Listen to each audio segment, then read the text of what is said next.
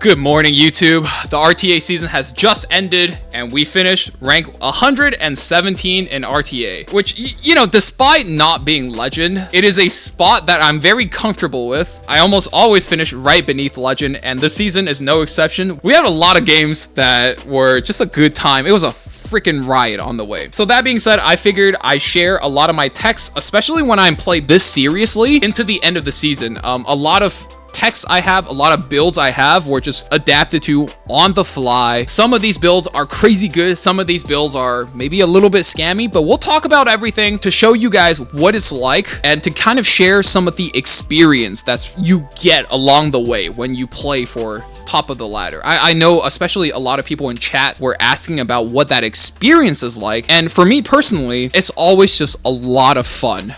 Just the chaos of the last day, gatekeeping people, maybe we get gatekeeped, right? That always happens, and it's just a good time. So, boys, to start off with, we got this here Peira. You know, Peira is, you put your maybe third or fourth fastest set of gear on her. Right now, I actually think she's fairly good, right? There is a lot of Conqueror Lilias in the meta, a lot of Phantom Politis.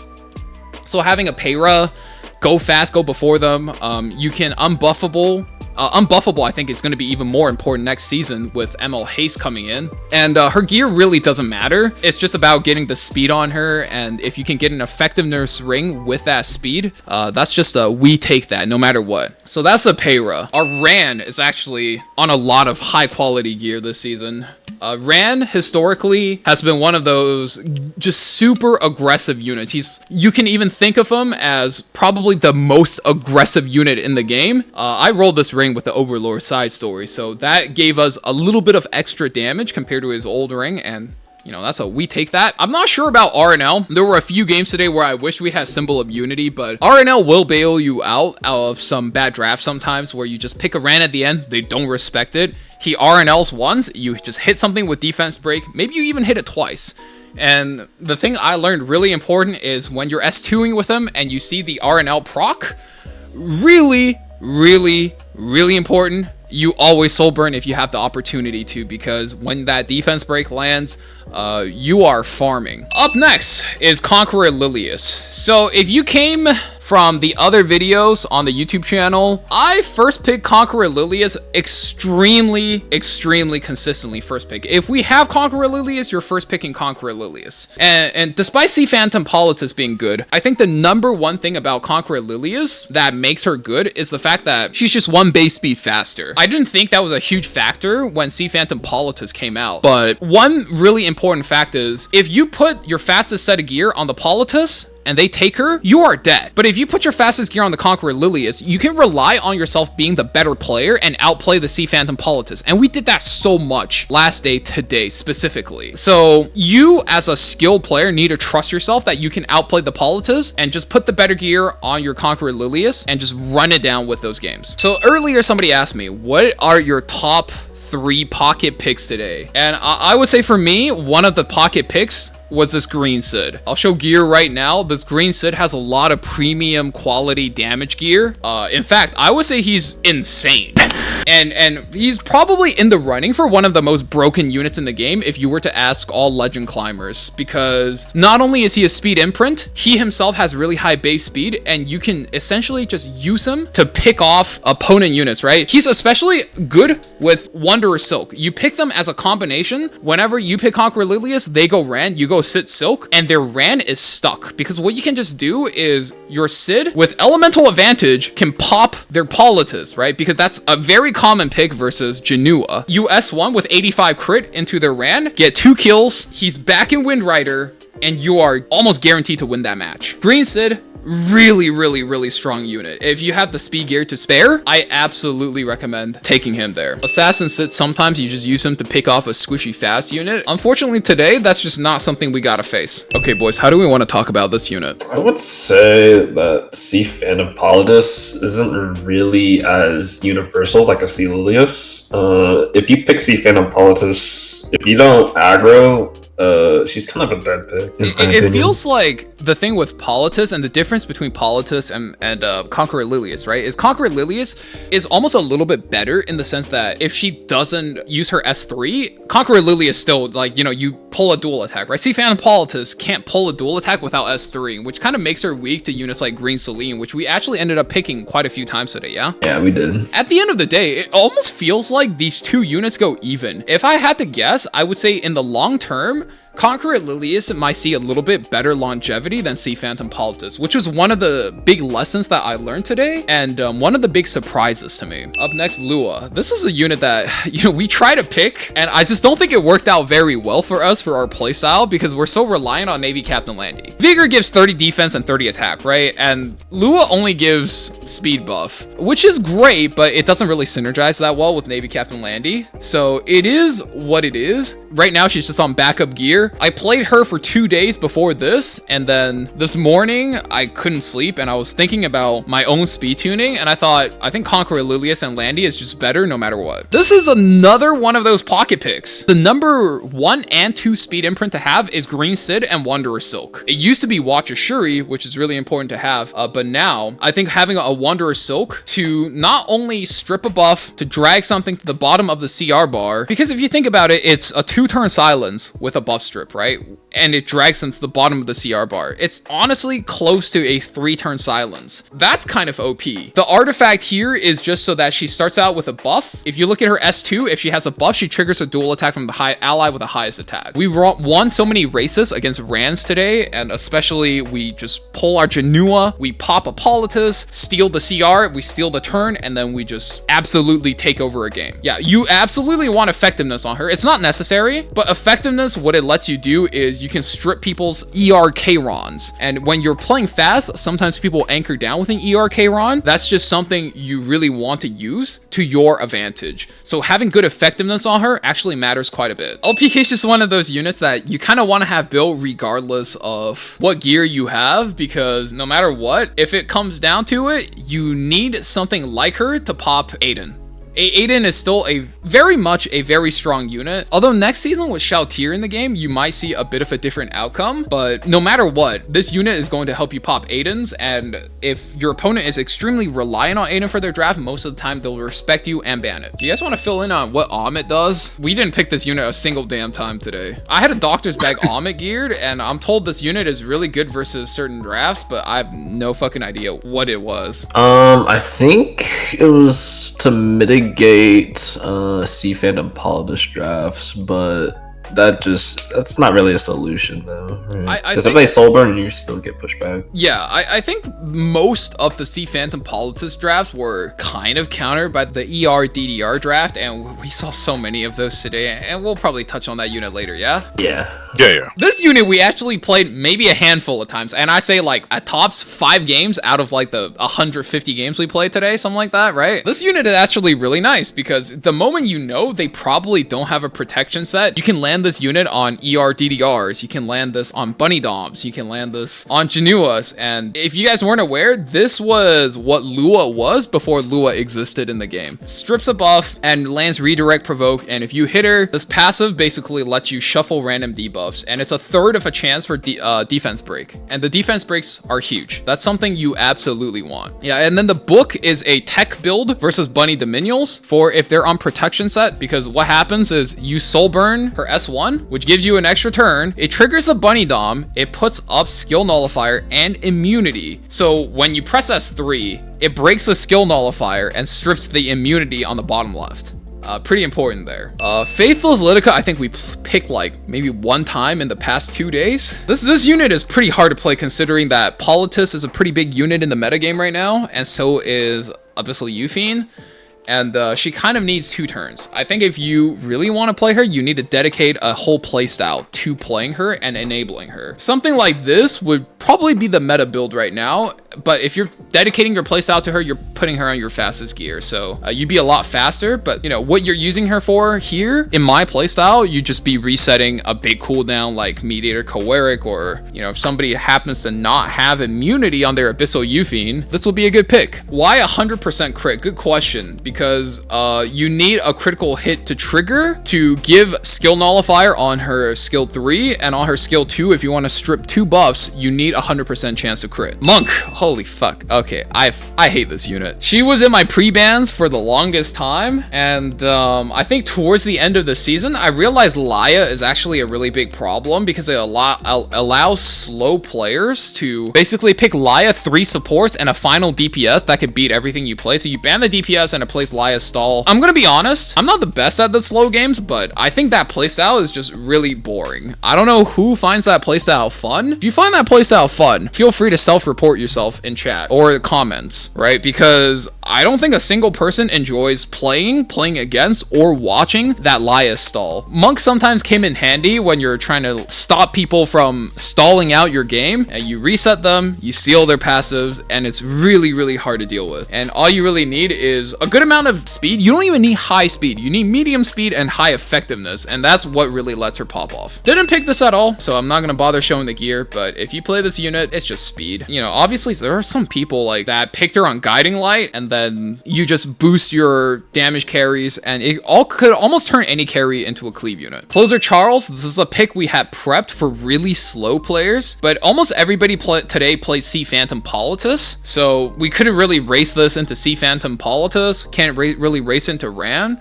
If your opponent is really, really, really slow, I think he's pickable, but we ended up not picking him today at all.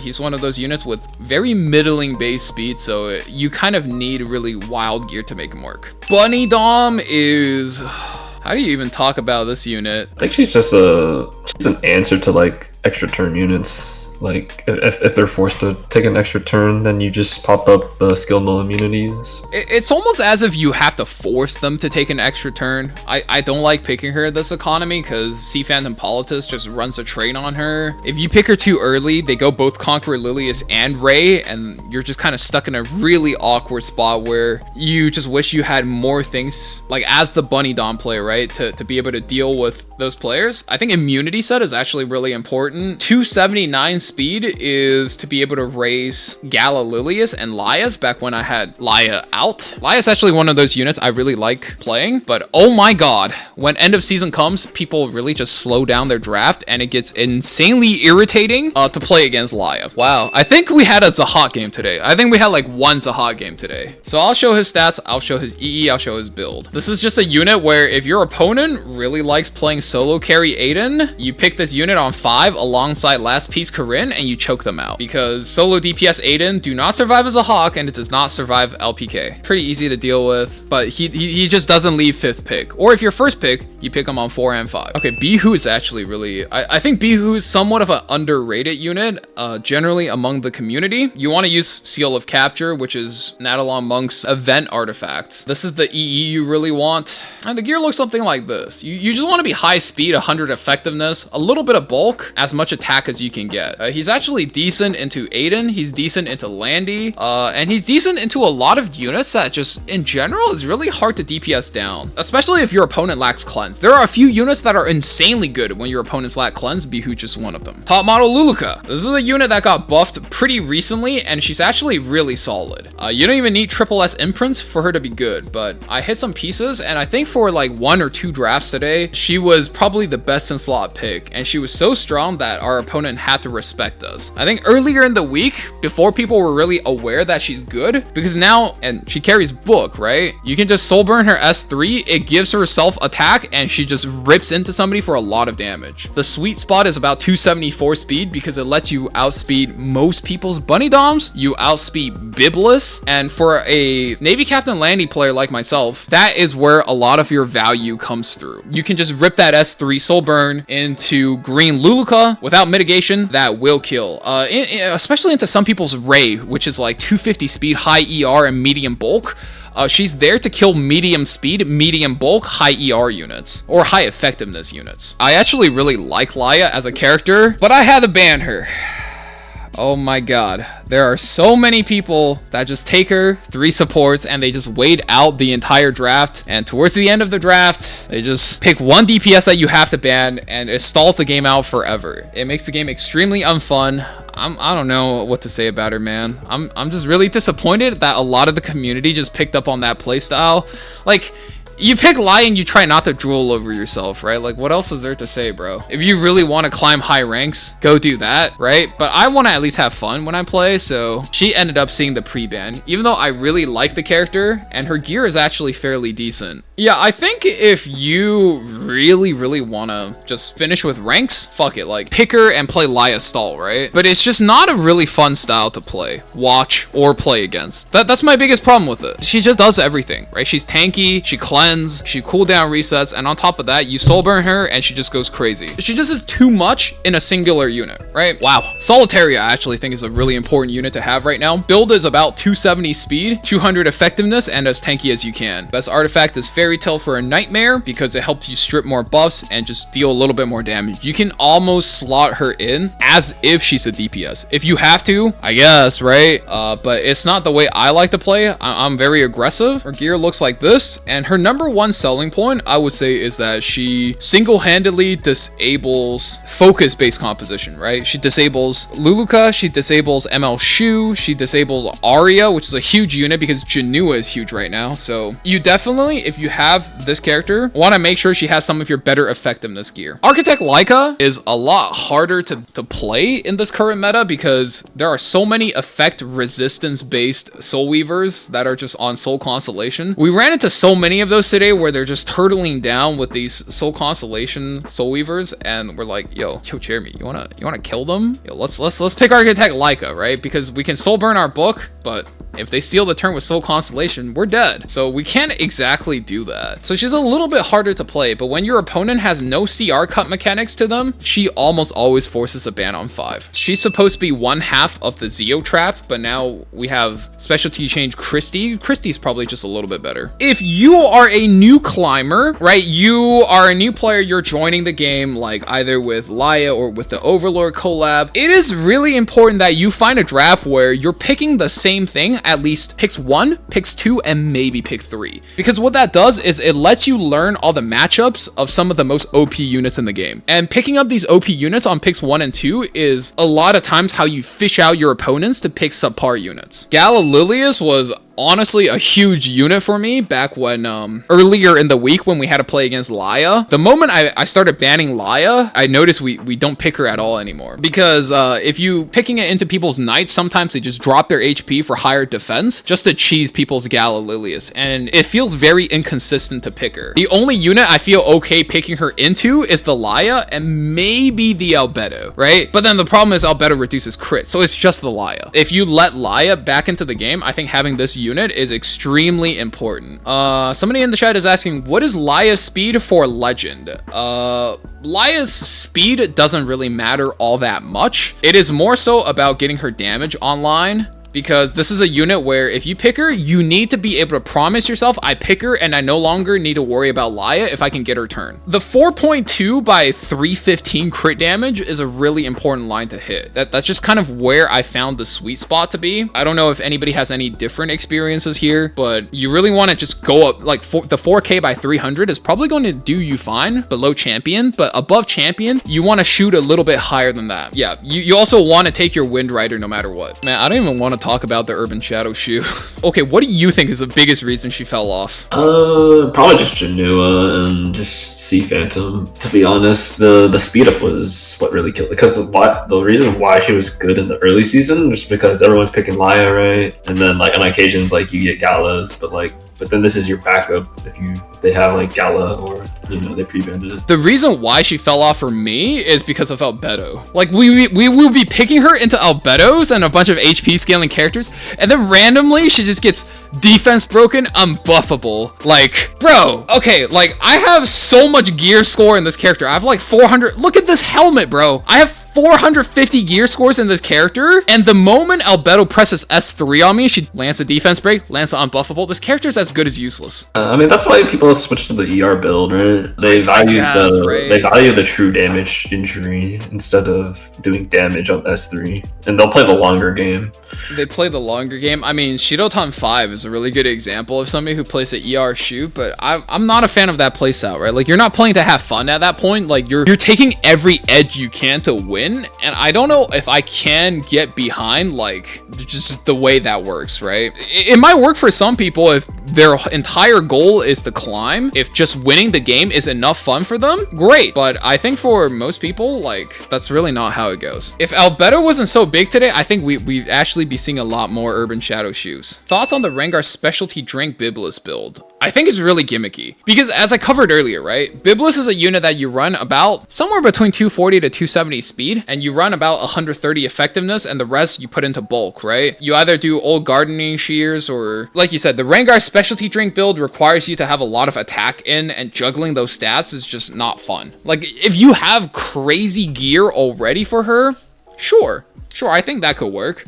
But otherwise, you just play her like she's a debuff character, and I think she does okay. Specifically, pick into Navy Captain Landy. And very, very rarely, you pick it into Karina. And you pick it very rarely into Aiden. It's one of those units where I think before her buff, she was terrible, but after the buff, Blind was strong, the Soul Steal is strong, the Barrier is strong, the defense break, don't even get me started on the defense break, especially after a 2-turn buff duration decrease. Yikes, bro. That's just rough. So think about Biblis on Rengar drink, as well as like her base stats on attack is not that high, so like you're kind of shooting yourself in the foot. She does have like what, Lua base stats, right? Her attack's not that good. Yeah, like, it's just not a build you want to like lean into unless you're specifically trying to cheese people, I would say. Man, I'm so sad. See, Saria used to be really good in the game, but now she feels pretty bad to pick. I won a few games with her. I think overall she feels solid. But the issue is if your opponent just picks a bunch of tanky units and they tank down, she just doesn't do enough damage, and then they come back after a turn and you're just like, now what? All right, we had a few games where the opponents were a little bit squishier and it felt okay, but afterwards, not sure if I'm a fan. I think we picked strays like maybe once today, and that's just because sometimes people are really slow. Biggest issue is you can't pick them into ML Landy because anti-crit, so 50% chance your unit doesn't even work. Can't pick them into Karina because if you're running anything else that's really squishy, you push the Karina for free and you just give your opponent a unit for free. It feels pretty bad. That 30 Tachi might just go on a different unit, you know? Can't pick them like just to punish like slow players because like they have so many built-in passives that just deny him. It's kind of crazy. Yeah, and especially now, like with Albedo, you drop your S3 and sometimes it just doesn't even kill the Albedo because one, she's so tanky, and two, she reduces damage by 20%, and sometimes you just don't kill the really tanky ones, and it feels awful to pick them. But if you're against somebody who's really slow, you can still drop them, you pick off a unit for free, and then on the lap around, if you provided him immunity or you resisted some debuffs, you can just strip their buffs, which is cool. It's a very solid way to prevent your opponents from stabilizing. Zio is one of my pre-bans. I didn't pre-ban him the entire season, and I realized I hate playing versus Zio. Number one reason is, as you guys can see, like my speed gear is not bad, right? When Zio is in the game, this character's useless, this character's useless, this character's useless, this character's useless, this character's useless. So the fastest 5 characters on my account aren't even playable with Zio in the game, which essentially nullifies 30 pieces, some of my best gear on the account, and it just doesn't really make any sense to leave them in. But what I will say is, if you are a player with one fast set of gear, like you got one fast Conqueror Lilias set, or you got one fast Politis set, one fast Ran set, Ran Zio, super strong for you, right? Because he just gets 20% combat readiness for free at the beginning of the fight, and it's pretty illegal. So right now, at the end of the season, when I finish, the pre-bans are Zio and Laika. Blocks off some of the really fake fast players, and it blocks off some of the slow players. And I think that's an okay spot to play in. I don't know what to say about this unit. I think this unit sucks. She's just holding gear. Yeah, she sucks. She sucks. Tywin's actually solid though. 24k HP, 1800 defense. I think he's actually insane if you play ML Politis. The thing that makes it insane is when you play ML Politis and she gives him Enrage by default, especially if you're soul burning a different character on the ML Politis. is you push everything back, and then a Tywin with Enrage can just not be resisted. It's almost as if you're soul burning 2 characters for the price of 1, which is pretty broken, and we had to fight that a few times today. But overall, the immunity set, actually shout outs to Ace Trainer, who told me immunity set a Tywin is really good versus Ocean Breeze Luluca, and I actually noticed he did fairly well. You cleanse your teammates, the immunity has a really high chance of protecting you versus her, and then you defense break a whole bunch of things and let your team go for a rotation. General Purrgis is really good if your opponent plays Zio, because he's one of those characters that pushes the rest of your team.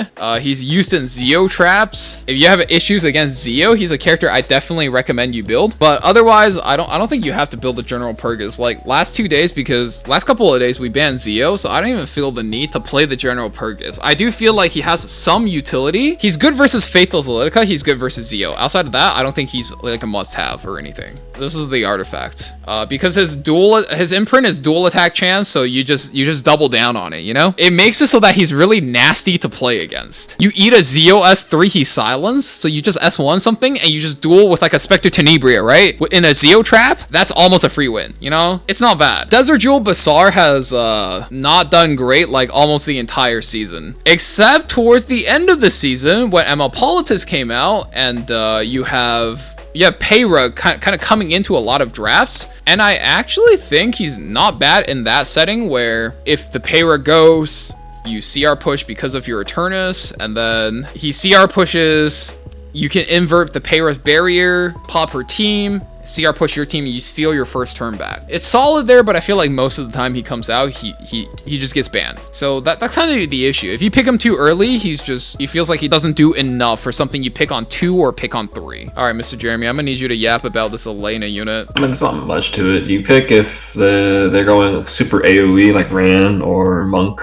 Monk's kind of like a soft solution for it. It almost feels like sometimes you can pick her into Politis and they trigger you and then you boost like high speed and high ER is like the way, right? You just want to make sure you're not so squishy you get picked off by a green Cidd, and it feels like she does enough for your draft versus these extremely aggressive AoE like brain dead compositions. Yeah, basically. The only problem is like it can kind of anchor with DDR, like a soul constellation DDR against you if you're slow and stuff like that. If you're planning to soul take down constellation DDR and kind of really annoying to deal with right now. I think towards the end whenever DDR is not pre-banned, we had to move DDR into the post-ban, and he's just really annoying to deal with, right? Sage Ball, if you are playing this season, you would have a high bulk immunity set 100 ER ball. He could be anywhere from 255 to 270 speed, and what you're really looking for is you just want to make sure you cut stuff like Faithless Lidica, you cut stuff like Cidd Silk compositions. If they miss Zio on you, for example, that's why he's on Bastion. He just zooms to the top and steals the turn from an ML Ludwig. Those are like the main matchups you would be playing this guy for. A lot of times people ask me why I run 0 effectiveness. Think about when you would play him, right? You're running him versus Cidd, Silk, Conqueror Lilias, a lot of these cleave and combo units that need to go first. Those units generally run 0 effectiveness, so base F is enough to enable him. Wow, Shaltir, that's a unit for next season. I'm glad she shuts down Laia. I'll show gear real quick. But for this season, she is global banned, so we can't really play her. Would have been nice, I think, if we had Shaltir, and I think if we had the buffed version of Fire Ravi, we don't have to ban Laia, but, you know, for this season, Laia is staying locked away. Fire Surin is one of those units you just gear because she's a speed imprint, right? Because Zio is pre-banned, speed imprints is kind of king. You need to make sure you have as many speed imprints geared as you can possibly afford. She's just on 250 speed, a lot of damage. The idea is if she ever gets to take a turn, you can use her to pop like a Watcher Shuri, a Vildred, because she is a character that you just use versus a different player in a race setting. So the moment you can get her a turn, she just goes. Let's yap about DDR. I fucking hate this unit. This unit makes me wish I was playing Balatro. I think towards the end of the day today, every time we saw this unit, we have banned him. Some players are, I feel like, super reliant on having DDR, right? And especially after ML Politis became released even, he's just an extremely annoying unit. You play him on high ER, you play Soul Constellation, when ML Politis presses S3, when Conqueror Lilias presses S3, when Ocean Breeze Luluca presses S3, I'm sorry Risky, please leave that out of the video. He's just so goddamn annoying. Like, I wish he was not, I almost say not in the video, but not in the game.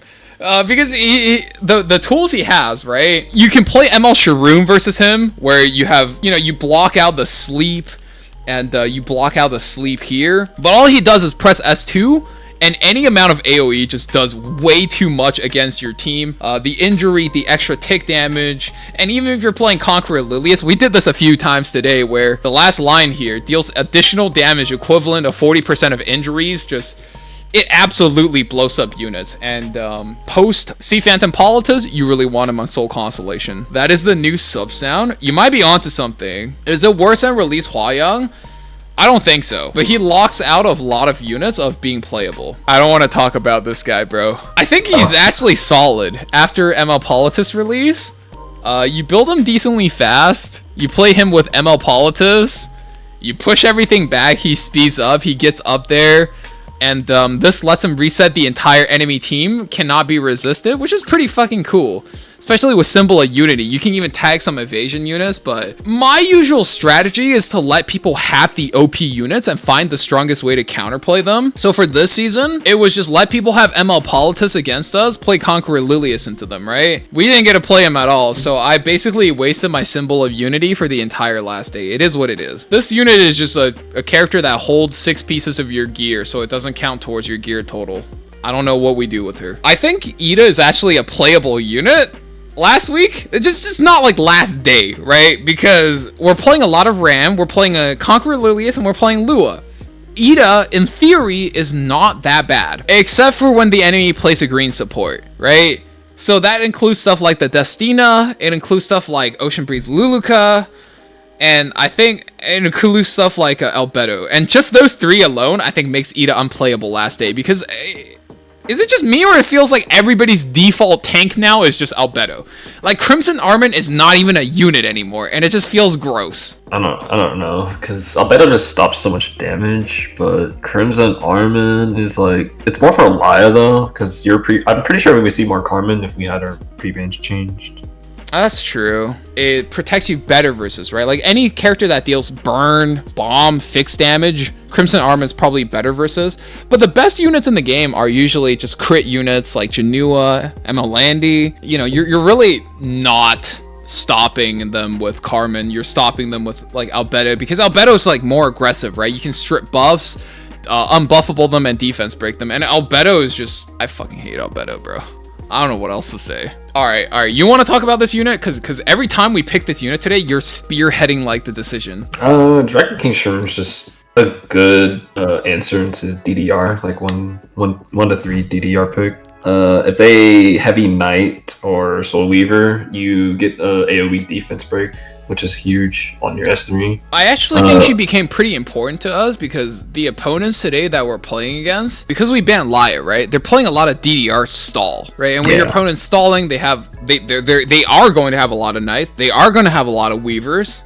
So Dragon King Sharun is just good there no matter what. I think immunity is actually kind of important on her to stop Nahkwol from like turn 1 just silencing you for free. Or sealing you. Sacred Tree Branch is really good because she defense breaks Knights like Navy Captain Landy, Abyssal Yufine, and you're pushing something with high attack, like an Aiden, or like a Jenua in our case, which we played a lot of today. You want to get a 200 effectiveness, high speed, if you're like champ or something, I think 215, 220 speed is going to be enough. But if you're playing for Legend, 240 speed and a lot of bulk is what's probably going to secure you for the matchup. And you want Sacred Tree Branch. Sacred Tree Branch is just like too nice. Fire Awareness is obviously like one of the pseudo solutions for Lua. I'm actually surprised not a lot of people picked Lua into us, even though she was a but that's because they're probably picking C Phantom Politis. Here's my thing, right? I think most of the people gave up their Lua gear for the C Phantom Politis, and that's why like we didn't actually get to pick her that much today. But most of the time, god damn, is she annoying. But she is also a Fire Politis activator, so she's kind of a double-edged sword, yeah? Yeah. Holy shit. I think some people try to cook with her into like Jenua, because like his S2 is a non-attack, so then like after he flips his hair, right, then she's S2s. Yeah, he flips her hair. I didn't even think about this. Jenua flips his hair and then she provokes him, and then he has to hit into her and like presents a lot of value, right? Yo, by the way, Frost, I don't know if you know this. This is the original STG. This is the original Square Titty Gang. Like, I actually asked him where the name originated from, and he's like, you ever seen Fire Lilias before? I was like, say less, brother. Say less. I understand. Alright, I don't think we picked this a single time today, but I actually think this build is pretty solid, because you're mid-bulk, high attack, Uberius. You're like a budget version of a Fire Huayang, right? You go immunity, you go speed set, medium bulk, medium speed, medium attack. If your opponent triggers you at all, shoo, you pants grab them, zoom to the top of the CR bar, and you zap them for a whole lot of damage. And that, most of the time, is what crosses you from the losing zone to the winning zone, especially versus units like Gala Lilias, and the high attack especially is for Navy Captain Landy. I mean, we're default picking Navy Captain Landy every single game we get. All right, this is all you. This is all you, Jeremy. Well, man, this is the build I have, but it's one of the anti-tank, or not anti-tank, but anti-cleave Destinas, right? High bulk. Somewhat a good F-res, but then you run into like DDRs, and then like kind of find yourself contemplating like, damn, I wish I had more ER. Yeah, she fell off because of Laia. Right. Laia just does so much for the team. Laia just does way too much for the entire team, where it feels redundant if you want to pick a Destina. We pre-ban Laia, but a lot of times if your opponent is really aggressive, especially with that like Ran Eternal Wanderer Ludwig draft, you just want to be super tanky and survive. And the 235 speed, and I specifically greeted speed on this build because you want to be able to steal a turn, push up something super impactful. In our case, it was the Navy Captain Landy every time we picked her, and just either if we have souls, we soul burn, or we just click S1 and we pray for the salvo, right? We got her in a few games today, and it was either she won it the entire game or she got banned. So I think after Laia came out, she dropped like a whole tier, and now she's either like a pick 3, pick 4, or you just stall with her character, yeah? Let's not talk about this. I think this is like fine if you play versus a heavy barrier meta, but this is not a heavy barrier meta. She's extremely situational. I just like the character because she's fucking thick, bro. You know what I'm saying? She's a robot. Them robot thighs, yes sir. Oh, we actually got a few games in with this character, and I would say if you are a new player, this character is actually worth building if you don't have to sink too many resources into her, because you actually build her decently fast, take over a game with her if you do secure turn 1, because especially with Conqueror Lilias, right, you attack down something, and most of her attack or most of her damage comes through when you're attack gapping a different character by like 5,000 attack or something like that. I wish my build with her was better, but I know people like Light E7, for example, plays a huge amount of Huayang, and they do extremely well with her. Okay, Blooming Lidica is one of those characters that I think we picked her a handful amount of times today. She's one of those characters where if you have like a piece like this, flat HP with high roll percentage HP, you just take this character. She's just so strong there. Especially if you're a cleaver and your opponent goes single DPS Karina, she is extremely strong. You drop a debuff, she drops her extra attack, and then her artifact, Seductive Flower, lets you just push everything back, and you one-shot a Karina, you one-shot Navy Captain Landys, you one-shot Aiden's. She's just a really solid character there. Alvira, okay. Correct me if I say anything wrong here, right? Alvira's one of those characters you get to 300 ER for, and you just grab whatever effectiveness you can, right? It feels like she's good against Navy Captain Landy. She's decent versus Aiden, and she's fucking terrible versus Yufine. But sometimes, if your opponent goes solo Yufine, you might as well just take her. She actually wants flat stats. Thieves in general wants flat stats. Thieves in general have terrible base stats, so they take a lot of flat stats. And in this specific case, we're going like 320 something, 320 plus effect res. You'll be able to resist Luas. You'll be able to resist Conqueror Lilias, see Phantom Politis. I think versus specifically Light E7 today, she was like a goddamn fucking MVP because we picked so much Navy Captain Landy, Lone Crescent Bologna, and we take out Vera, and he never bans it. I don't know why, and he just gets checked every single time, right? It's not exactly mate, because we have to play the turns out and see what he 15%, but it feels like she's so strong in that matchup, yeah? She's just really good against Lone Crescent Bologna. She's really good against ML Yufine. It's the anti-heal and the defense break that really makes it, right? And if you would like to, I think what you do is just like, you save 20 souls, and then in the end game, you soul burn her when her immortality wears off, and then just S3 her again, because it's like, it's essentially a Zio S3, right? T Crozet is, we're gonna pick this a single time, so I won't bother showing each individual piece, but this is kind of what you want, and you're either wanting him on Holy Sacrifice, or you want Hill-X Lance. And you're using him to stop single target cleave to protect your back unit. That's a for fun unit. We don't have to talk about this. That's an arena unit. We don't have to talk about this. All right, you guys want to yap about this for a bit? Because we can talk about for days how she fell off so freaking hard. I mean, we already touched up on DDR, so I mean, like, I feel like that's already... I think after the DDR buff and after Shu release, she's just not played at all. And especially like, okay, you would ideally use her to play against Navy Captain Landy and Abyssal Yufine, but it's just so much of a hazard if you proc their Elbrus Ritual Sword and they counter, you know? It feels terrible to do that. Okay, I hate this unit, so Mr. Jeremy, please. Oh, do you like your team getting silenced and blinded while also providing death buff to your whole team? Yeah, me too, guys. Me too. Bro, you really went and started like a, do you like it when your entire team gets silenced and blinded?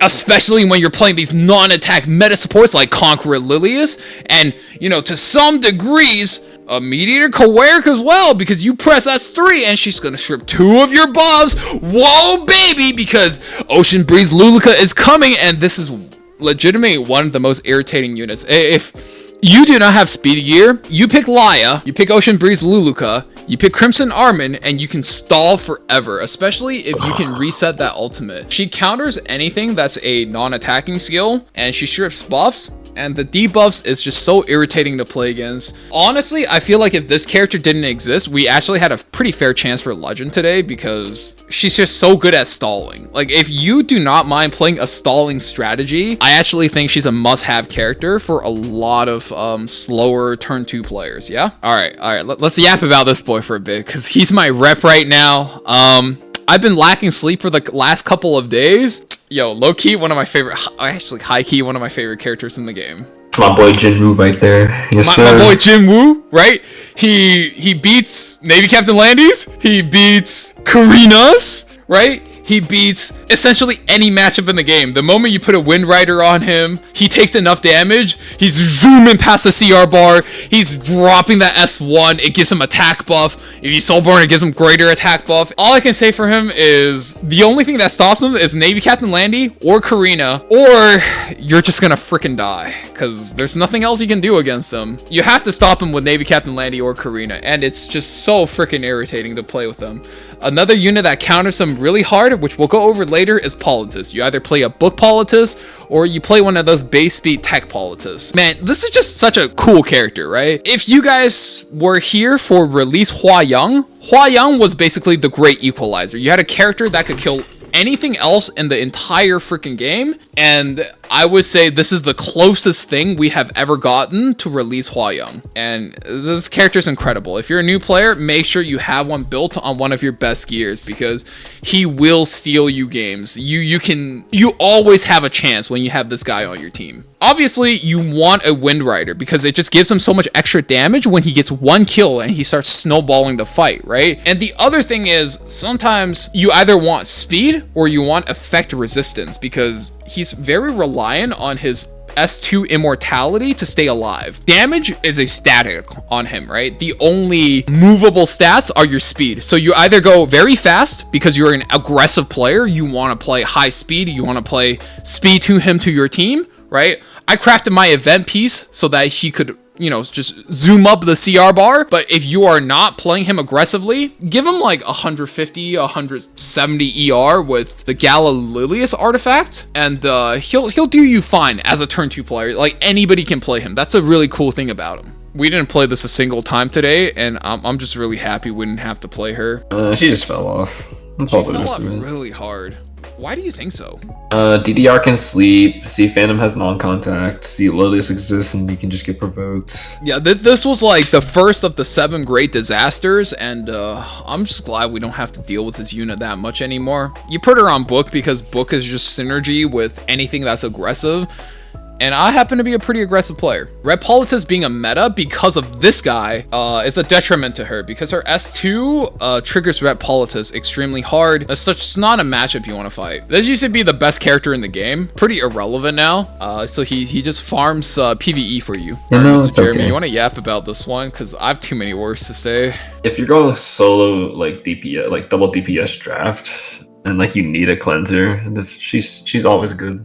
She's always good for it, in my opinion. I built her with extremely high ER to make sure we can tech versus monks. And I feel like every time we picked her versus monks, and you can check my win rate in my heroes page, I feel like we lost every single fucking game. Did we pick her in some? I feel like we picked her into DDR more. We picked her into DDR, we picked her into monk, and I felt like we lost every fucking game. I hate it. I hate it so much. I don't want to talk about it. This is just a backup version of my Amelia. Very high ER, good gear, but I don't think we use this much today, yeah? No, I don't think we picked her at all. Yeah, we didn't pick her at all. This is just a for fun unit. If you play fast and aggressive, she gets dual attacks, she CR pushes, and you nuke something. It's a fun unit. This guy, I feel like, is actually fairly important, yeah? Yeah, the passive gives him CR, and, I mean, he's a speed imprint, so when you're racing somebody and you need to be faster, you pick him, especially if you're Conqueror Lilias, always a third of the chance to pull him, and when you pull him, kill something, CR push, and you just win the match. We won a fair bit of games with him. I think Jacko fell off pretty hard.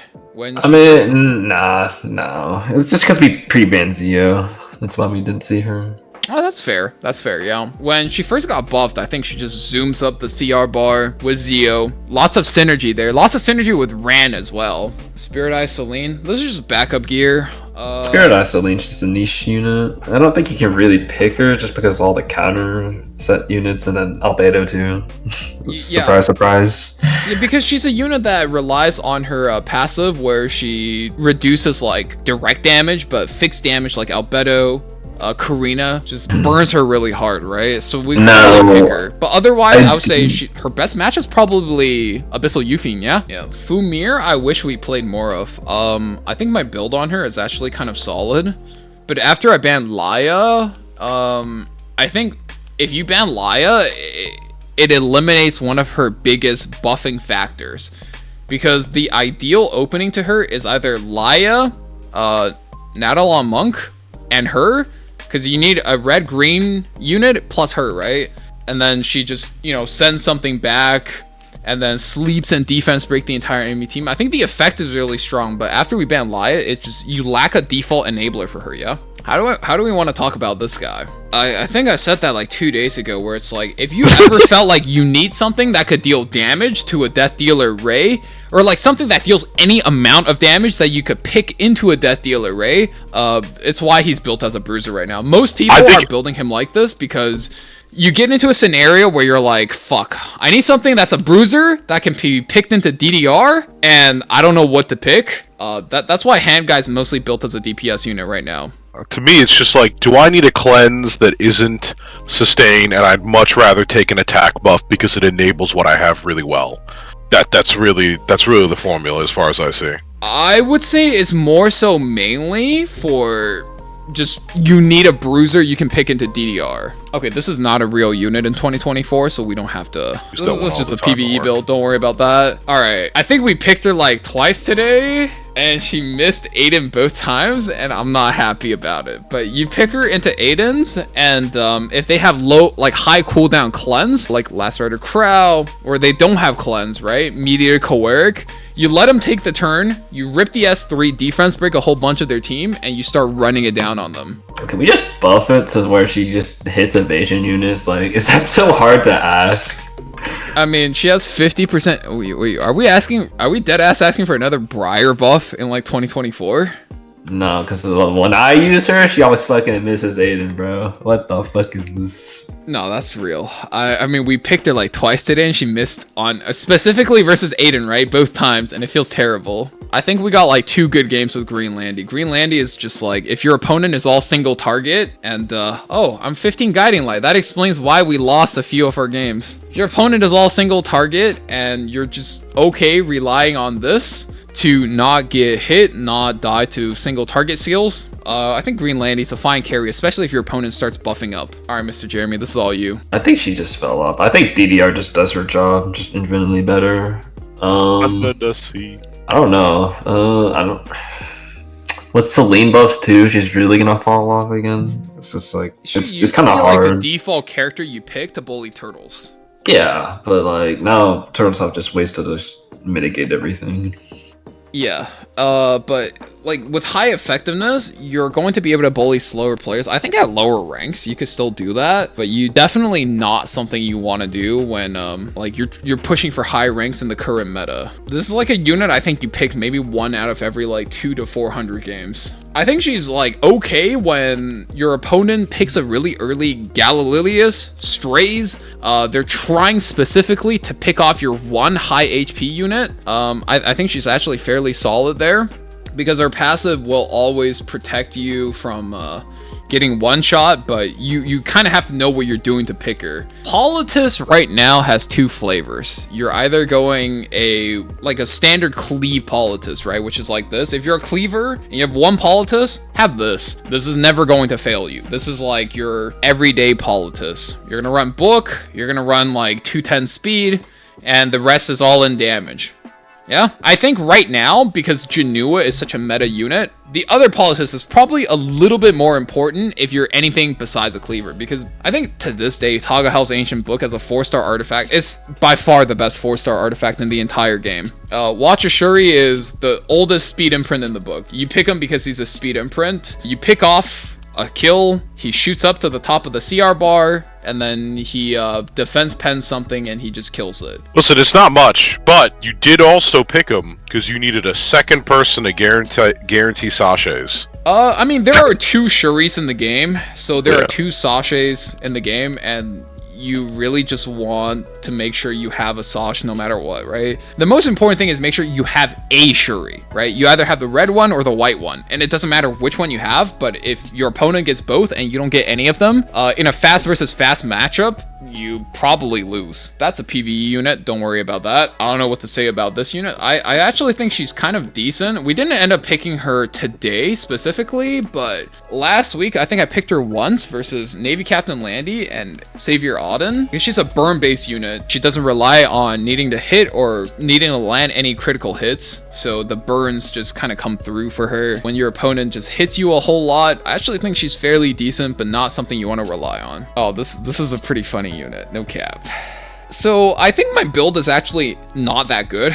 If anything, I wish I had like 500 more attack, because we did end up picking him a few times versus like Ocean Breeze Luluca, Albedo, tank down, right? And we play a lot of Navy Captain Landy, so it was his job after Albedo bicorns us, or after Ocean Breeze Luluca drops the truck on us. It was his job to, you know, CR push the top of the CR bar, gives himself vigor, gives himself attack buff from Benimaru's Tachi, or we give him attack buff. It's his entire job description is to just kick Lone Crescent Bologna out of the game. If I have 500 more attack, I think we can do a lot more consistently, but as is, he just drops her to a sliver HP and the rest of our units finish them off, yeah? Last Rider Kraut, I feel like he fell off really hard. He fell off, and then 3F came, and then some aggro players were You're using like a 3F crowd with like DDR anchor to do true damage to your whole team. Yeah, I think with him is just get as close to 30k HP with high defense as you can, maintaining above 200 speed. If you're Aureus, he works. If you're 3F, ideally that's probably where he's at, and he just does a whole lot of damage as a, you know, like either your main tank or he's like a pseudo tank, right? Oh, I just realized that's my build. I have some real like jank gear on in this guy. What would you say is the onus for picking him? I only picked him if I had like DDR, and then into Laika comps. It's mine's injury. Yeah, because like I think there's two ways to build him, right? You either build him on injury with pen set, Sigurd Scythe, or you're building him on destruction set with Prayer of Solitude to essentially try to one-shot like cleave units and cleaves. And I think either way he works fine, but he actually ended up coming through for us. If he's not banned last, he usually carries a match. Oh man, this is a Poo's unit. I just have her holding gear. Don't worry about this build too much. This is like completely off balance, so I don't know, minus 1,000 defense plus 10k HP is probably where you want to have this character if you end up playing her, but when you're playing this character, you're mostly ending up to committing to tank down, and you're trying to resist as many things as you can between Shamadra Staff, your ER imprint, and like Crimson Armament imprint, right? This character's all you, because every time we pick this character today, which is like actually 5 or 6 times, it's been all you. Players usually go like triple support, like non-attack skills, and they want to hive their DPS, so like a double DPS draft. You can just spam Celine 4/5, and then they're kind of forced to ban it, because you can just ban one of the DPSs that she doesn't counter. Yeah, I mean, units I think we've kind of identified that she's really good against is like Phantom Politis, Death Dealer Ray, sometimes Ocean Breeze Luluca, but more likely than not, it's like, I mean, even Conqueror Lilias sometimes, she's just good. Yeah, and then we just want to go for the enemy with the highest attack. That's like, especially after the buff. I think the buff is actually kind of important, huh? Because it's going to not only give her starting out the fight with stealth, but on S1, she gets stealth as well. Okay, this character, I think after ML Poly came out, she became a lot worse because she's fighting spirit based, and ML Poly just halves your resource gain, so her team can run a train on you before you even get a turn. I think we ended up picking her maybe like 3 times today, if I'm remembering correctly. She's getting harder to pick in this economy, even though she got a buff before, but if your opponent is like heavily stacking up debuffs, she's like one of those units that can bail you out of like a tight spot and steal a turn for your team. Oh man, I think this used to be the best character in the game, but after Navy Captain Landy and Abyssal Euphine came out, she's pickable if there's no Navy Captain Landy, no Abyssal Euphine, and no Bellion, and no Last Rider Crow in the game. Like, when those 4 units are out, I actually think she's playable. But outside of that, it feels so hard to pick her. This used to be the best, like, last week unit in the game because you just tank all the damage and revive whatever got picked, so she was like a +1. You know, you had, how do we talk about this? Kind of responsible for the last legend frame I got because Spectre Tenebria was such a dominant unit back then, but nowadays, maybe you have Solitaria, she gets no focus and she kind of sucks, or like she just kind of gets crowd controlled because she's really weak to debuffs. Brig is mostly a PvE unit. We didn't pick him today because we just had a better Karina build, but he's actually a fairly decent answer to Jin Wu, aka Jenua. Yeah, he's actually a really flexible unit in the game. Shoutouts to Hinojin for making him work. I did not believe in his ability in RTA until I saw Hino play it, and then turned out he was pretty good versus Jenua. This is a 4-fun unit, we don't need to worry about it. I think after DDR buff, Aiden got really hard to pick, and especially with units like Shao Tier coming in. Your artifact choices are Moonlight Dreamblade, Shepherd of the Hollows, or her own signature artifact, sort of cycling seasons. Pretty okay. I mean, there are a couple of drafts today where she was like a default unit, right? And it involved Navy Captain Landy being pre-banned. It involved damn near Karina being pre-banned, right? Which is pretty rare. But in those matches where we don't feel very comfortable picking Jenua, we're like, okay, we gotta bust this unit out because if she evades, she wins. Right, and also, I would say, because of the way her ultimate works, she's actually fairly decent into Abyssal Euphine. This unit is not really an RTA unit. You play her a lot in Guild Wars when your opponent has a counter-attack based defense. I mean, in Arena as well, by extension. But in RTA, if you pick her too early, your opponent can just kind of switch up their anti-cleave defense on you.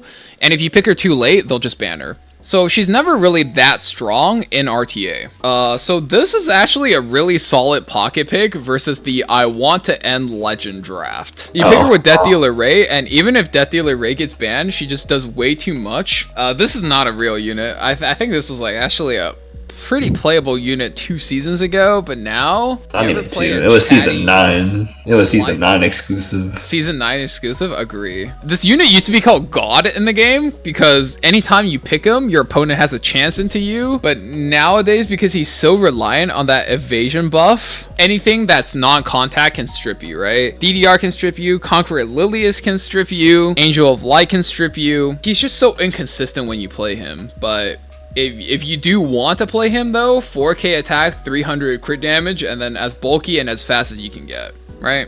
Okay, let's you yap about this for a bit. I know this is like a you specialty. This unit just will always be good just because she's basically element neutral with how she works. The rocket punch will just kill through any like it's just fixed damage, right? Even if you miss versus a green unit, the extra damage is going to come through. She's just that good. And since she's defense scaling, Frenzy doesn't really affect her. So maybe Frenzy will also diminish defense later on the line. I think to that effect, I think Albedo is supposed to be a Karina replacement because, likely speaking, we are never getting an Espa nor a Karina rerun. And because of that, Albedo will never be as good unless they change the Frenzy to also reduce defense scaling, yeah? And I think especially because of this passive, right? Whenever one of your teammates drop below 50 HP, she just shoots herself up the CR bar and you can dunk anything. And that makes her so good versus Jenua. It makes her so good versus Navy Captain Landy if she has no immunity. And it just makes her so good versus any cleave compositions.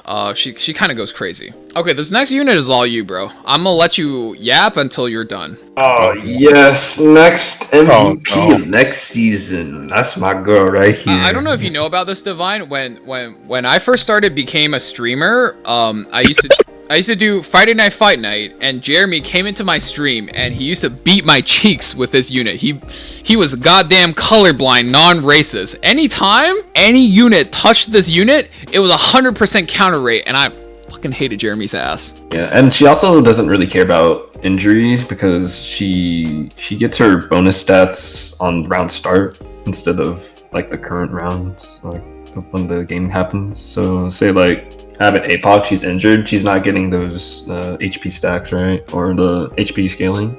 Yeah. Would you say like if I was on pen set instead of immunity set right now, this unit would be pretty this build will be pretty solid? Yeah, it's pretty solid, especially since you're missing imprints too. You're like 1.6k. Yeah, I mean, it is what it is, right? Gear issues, it is what it is. You counter anything that extra attacks, counter attacks, or dual attacks 4 targets at once, right? You beat Biblis, you beat Navy Captain Landy, you beat Abyssal Euphine. Although I would say most of the time you only want to run versus Biblis and maybe at most Navy Captain Landy. And Stella Harpa is probably her best in slot artifact just because versus Biblis, when she's hitting the Roana, you're trying to dispel the defense breaks. This unit during the last E7WC, the Epic 7 World Championships, was such a dominant force, especially when Marguerite played her versus our boy Purrgis. Who? What do you think made her fell off so hard? Probably Candy, innate anti-crit, whole team anti-crit, and then Phantom Politis also put the nail in the coffin, right? Resource reduction, Phantom Politis, yeah. Elvira, yeah. Elvira, yeah, that's a good one. Right, and I think the best way to put it is all the shit that was supposed to stop Landy just stopped her. That is kind of true, and I think specifically against Ocean Breeze Luluca and an Aureus Knight, you just feel like you're doing fucking nothing with her. Okay, we picked this once today. She got banned. She's just exclusive last pick in the She's exclusively last pick. You pick her into injury units, specifically Mediator Kawerik and any HP scaling units. When you see your opponent have 3 HP scaling units, I think she's okay. We picked her like literally once today. I do believe this is one of the best tanks in the meta right now. Unbound Knight Airwell is the best tank to play with Navy Captain Landy, especially if you have Bastion or Perlucia, because this gives you a barrier immunity, which is incredible. For example, if you're playing something like Midnight Gala Lilias, right? Midnight Gala Lilias gives herself damage limit. So when you're playing Navy Captain Landy, you have a barrier, you have immunity, you have damage limit. The barrier and the anti-crit from your Navy Captain Landy actually protects your immunity and your damage limit. So it's really good versus 2 buff strips, right? Specifically, see Phantom Politis, because this strips 2 buffs, right? So buff strip now after the rework strips from bottom left to bottom right. This strips 2 buffs, right?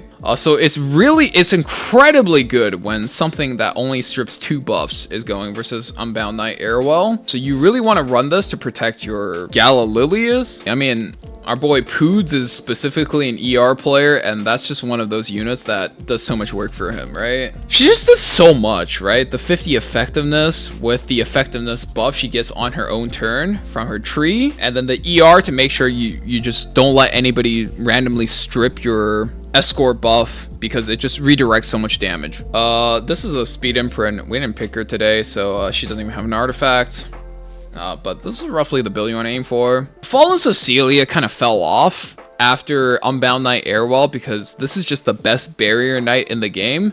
But if you still play her, especially versus cleave players, you either want to go Adamant Shield or Aureus. I prefer Adamant Shield so you can stack both, and because of that, you just want to make sure she's giving as much barrier as possible through her natural passive. She's pretty bad now in 2024.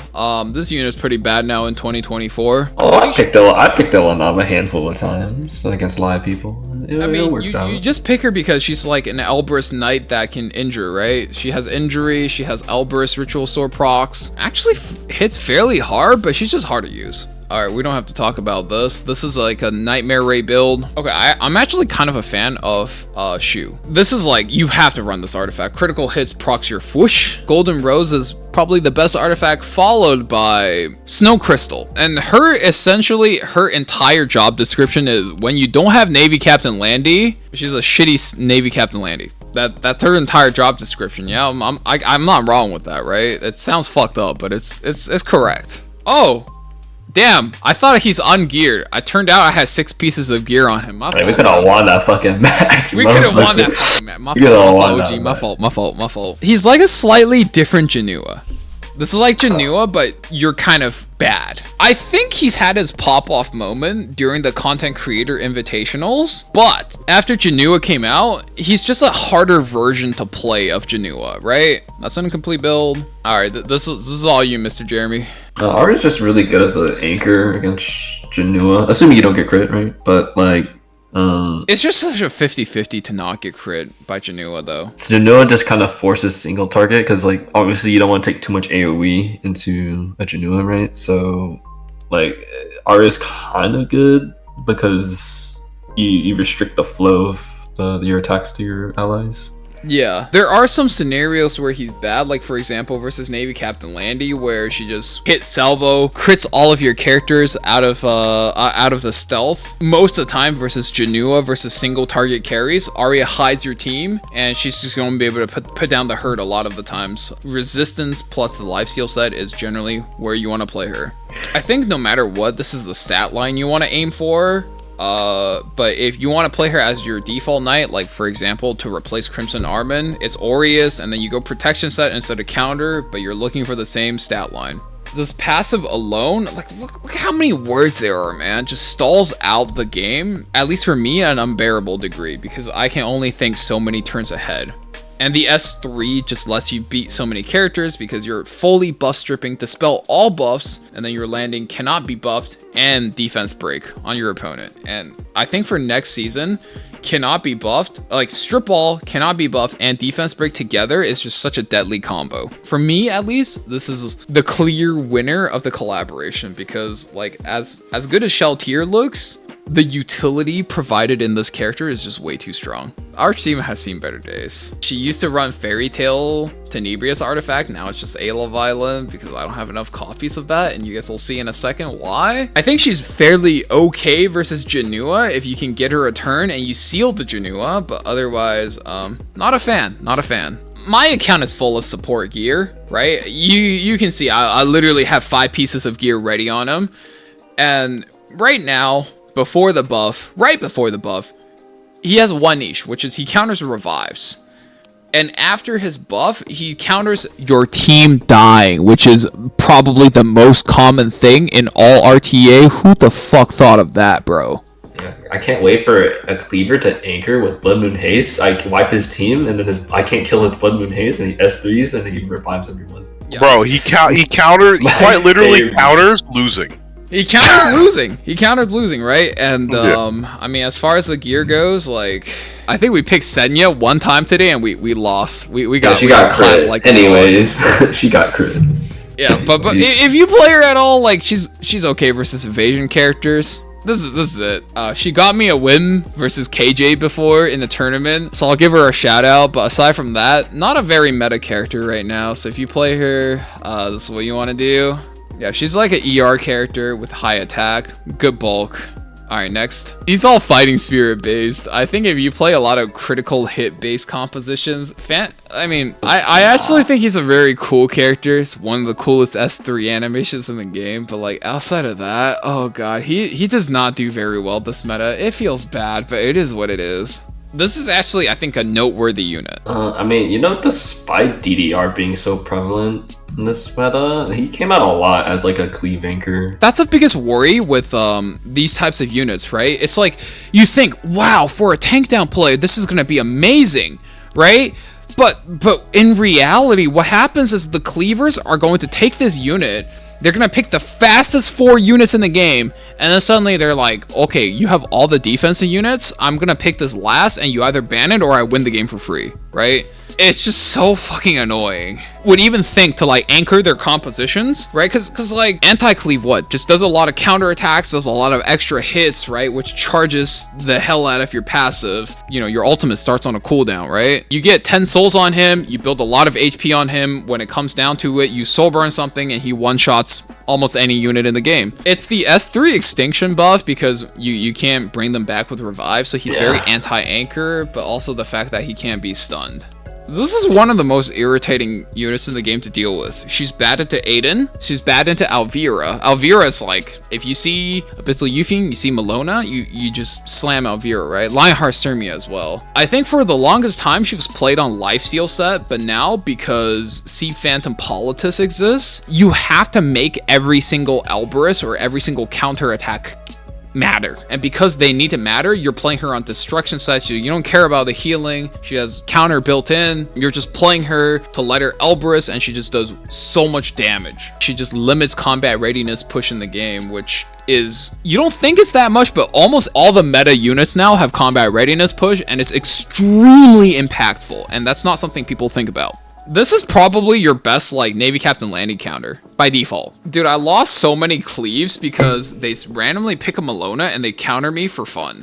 It's actually so irritating. Holy moly, I thought for sure that her best build would be Destruction set because you're trying to use this to nuke down Navy Captain Landys. But the amount of counter sets that randomly proc her S1 and then they get immunity so they're immune to stuns is way too damn high. I actually hated it, like, so much. I think we played Karin like maybe once, and then we realized I had no ER, so we're like, alright, never playing that again. He's just a character that goes base speed, maybe a little bit of ER, and then all you're supposed to do is just counter a whole bunch because he's slow and people hit him a whole bunch. He's an okay pick versus cleavers, but I feel like after Veronica, he's just not really that playable. This unit is actually fairly important, and I want to talk about her a good amount. I think this unit low-key kind of defined our playstyle for the day because she got buffed, and I think she got buffed pretty heavily. I think ideally you're going immunity torrent set or immunity rage set to make the most of what she brings, but after the buff I feel like she's an extremely underrated fucking character. This is this character we play so much today. You play her with Ran, you soul burn your Ran, or you play her with Conqueror Lilias.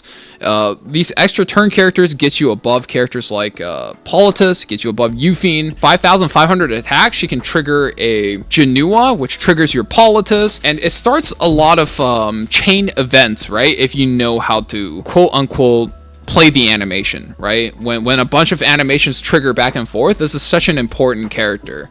and she's one of the few units where if you're fast, I feel like you have to know how to play her. Don't think she's underrated. Every Asia Hall of Fame spammed her. Yeah, I think towards the end of the day, she got spammed a lot. But early in the week, especially right after she got buffed, you never heard about like how much people are just gonna spam Requiem Roana, and I'm honestly a fan. Especially because if you ban Laia like I do, right? If you play Lua, that's 2 resets. A couple of guys DM me after I cleaved Vic with this character, and she's one of those characters where if you ban Laia, you reset them, they have no ways of coming back versus you. Alright, this is a you and Jello special. I'll let you yap about this. I mean, most competent cleavers would ban this, right? But it got like Ape, right? I think we fought Ape twice. We got Ape like 2 or 3 times, like towards the last hour, and I feel like this unit did a lot of work. Yeah, we just picked Jin Wu plus Bellion because we knew he was going to cleave us, so we block his souls, get an Aureus tank.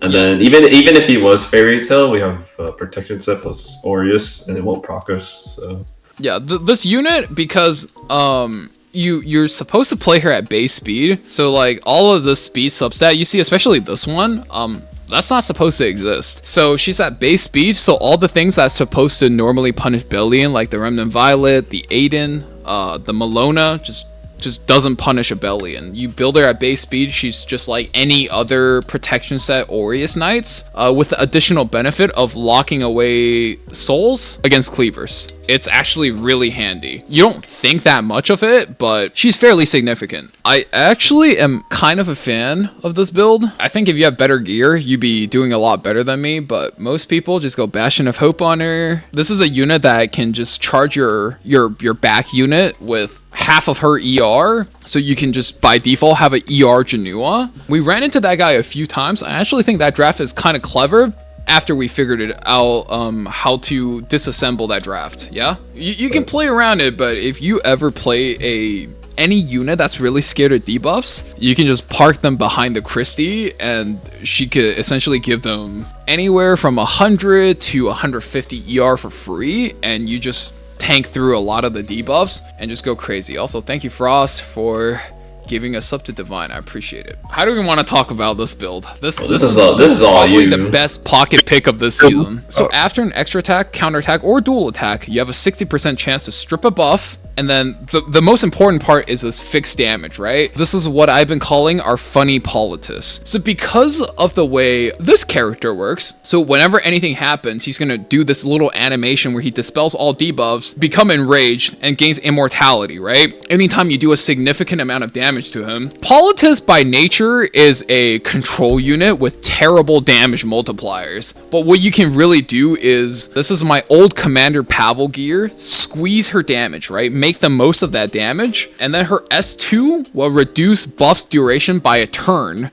CR push herself, and then with the artifact, strip the immortality, and then deal 1,000 fixed damage, which, as long as it's not an ER Jenua, will let you one-shot the Jenua. And we've made so much value out of this character today.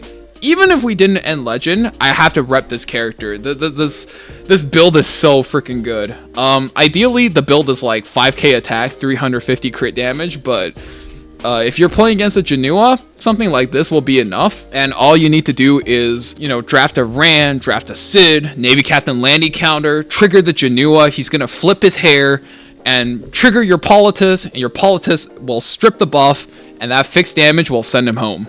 It's actually a really funny buff. That build is really funny to see. No cap. You can skip this one. Okay, yeah, we can skip this one. Albeto's just a better version of this character, so you don't really have to care. I'm probably going to move this gear over, including the artifact, over to Albeto.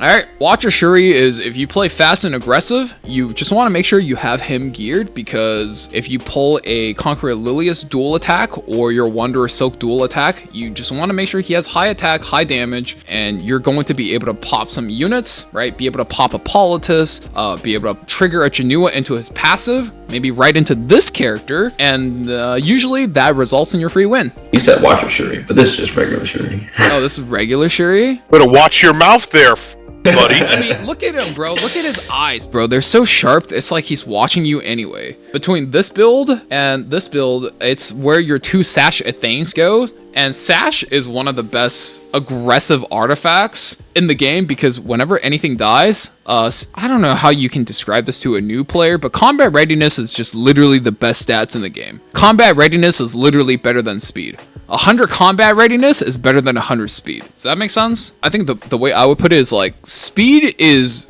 what you try to stack so much of to generate the combat readiness. Like, why build speed when you can get the combat readiness, right? But combat readiness is, nobody talks about it, but if you look at characters like this, right, where she can half your combat readiness gain, and characters like this, it's just so irritating because characters that should be stealing a turn just don't. Yeah, this is a unit where you pick her versus if your opponent is playing solo Abyssal Euphine and he just has a bunch of tanks around her to try to absorb the damage for her. You give her attack up, you let her take a whole bunch of turns with Hellcutter, you cleanse her, attack buff her, and she should be able to one-shot an Abyssal Euphine if you're trading evenly into her. Right, and that's really it. That's kind of her niche right now. You trade really well into Abyssal Euphine because her last buff gave her extinction and a little bit more damage.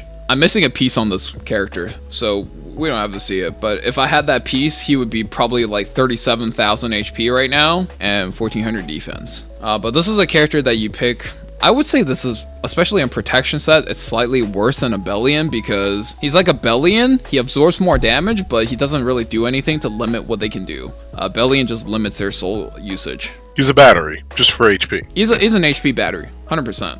All right, what do you think about those? Like, would you ever pick him over Navy Captain Landy though? Nah. You only pick this guy if he doesn't have a way to like strip, and then you want a solo carry. Yeah, I mean, he gives himself counterattack buff, and you just kind of chill there, right? I don't know if we want to talk about this character. I think if you play him, if you play her at all, it's EE plus 30 drink, and you just go lifesteal, and you let her do her own thing. Because Lone Crescent Bologna, let's be honest, is just a better version of this in like 97% of the matchups, right? He either forces the ban or he gets you a free win, right? He's one of those units that it's kind of like ML Ken, where you pick him really late into the draft and he either pulls a ban or gets you a win. There's a lot of units like that in Epic 7, and in general, I would say that's where you find the D tier or C tier RTA units. You have to pick them really late, like Green Celine, for example. I think it's another good example where you pick them really late and your opponent's just like, well, shit, I have to ban that. Or they just give you a free win, right? I think this is actually another good example of that, where I think my build could use a little bit more ER, a little bit more damage, but overall, you pick ML Ken on 4 or on 5, and your opponent has to respect the Ken, or he gives you a free win. You know, the second to the last unit in the entire account, and holy crap, I was thinking about this build the night before, because this is one of my favorite characters in the game, and on top of that, I think she's one of the strongest characters in the game.